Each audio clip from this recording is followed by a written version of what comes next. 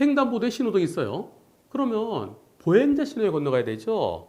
횡단보도 빨간불에 횡단보도 건너가고 그게 제일 나쁜 거예요. 그런데 오늘 보실 사고 내용은요, 좀 특이한 사고입니다.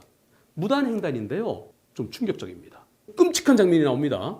혹시 그 미성년자들이 이 방송 보신다면 부모님의 지도가 필요합니다. 보시겠습니다. 잘 가고 있어요. 이른 새벽 시간입니다. 잘 가고 있는데 횡단보도 지나서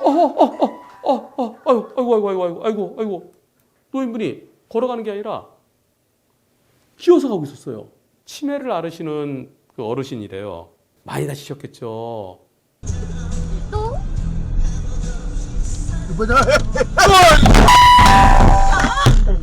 과속 방지턱 구간. 먼저 과실비를 살펴보죠. 사고 충격 지점이 이 횡단보도에서 얼마 떨어지지 않았죠. 횡단보도에서 한 칸, 두 칸, 세 칸, 한 20여 미터 될까요? 근데 도로가 넓어요. 도로가 왕복 6차로, 7차로 돼 보이죠? 그럼 저기는 여기까지는 횡단보도 범위라고 볼 수 있습니다. 도로 넓이가 있죠? 도로 넓이로 컴파스로 이렇게 삥 원을 그렸을 때 그 범위, 그 정도는 그 횡단보도 범위 내라고 볼 수 있습니다. 그 범위는 법원에서는 횡단보도 빨간불에 무단횡단한 것과 같이 취급을 합니다. 근데 신호등이 황색 신호로 바뀌었네요. 하지만 황색 신호로 바뀐 것은 여기서 바뀌었죠. 정지선 여기 있죠? 황색 신호 여기 켜졌죠? 도저히 멈출 수가 없는 딜레마전이죠. 그래서 신호 위반으로 볼 수 없습니다. 이때 아무리 빨리 멈추더라도 이 횡단보도에 멈추기 어렵죠. 자, 여기서 지나가다가 허옇게 뭔가 보이죠. 근데 뒤늦게 발견했습니다. 만일 저기를 걸어가던 사람과 충격했다고 그러면 피해자가 실 60% 정도로 봐야 되겠습니다. 걸어가면 서 있으니까 보이죠. 더 잘 보이죠. 라이트 불빛을 비추면서 쭉 서 있는 게 보이죠. 근데 낮은 자세예요. 걸어가는 것보다는 더 많이 잘못했습니다. 어떤 분은 그러실 거예요. 어떻게 피해? 좀 못 피하지. 하지만 이런 도로에서 누워있는 사람을 충격했다고 생각해 보겠습니다. 술 취해서 아스팔트에 누워있는 경우도 있어요. 그런 경우 누워있는 사람 어떻게 피해? 하지만 법원에서는 이런 큰 길에 누워있는 사람 한 80대 20 정도로 볼 수 있습니다. 누워있는 것보다는 조금 더 높은 자세죠. 서 있는 것보다는 낮은 자세죠. 그래서 이 사건의 과실 비율은 한 70대 30? 이 어르신의 과실이 한 70, 자동차가 30 정도로 보여집니다. 그런데 문제는요, 안 보여요.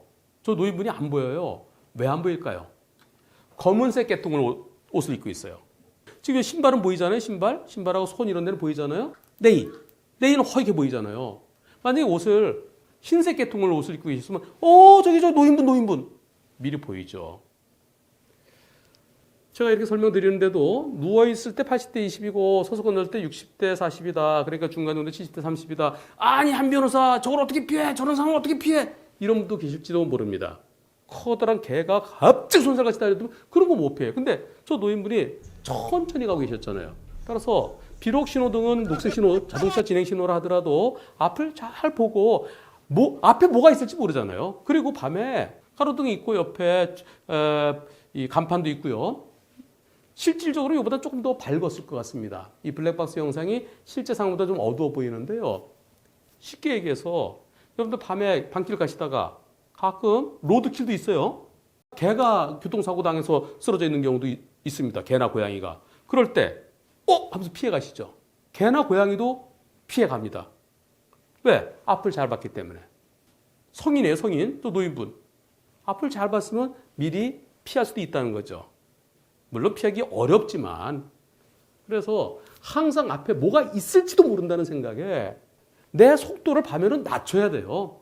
고속도로는, 자동차 전용도로는 사람이 안 들어오는 곳이니까 달려도 되지만 일반 도로에서는 이런 경우가 있을 수 있어요. 따라서 일반 도로에서는 밤에는 낮에보다 속도를 좀 낮춰서 내 전조등 불빛 범위 내에서 뭔가 갑자기 나타나면 내가 멈출 수 있을 정도로 속도를 낮춰가는 것이 안전합니다.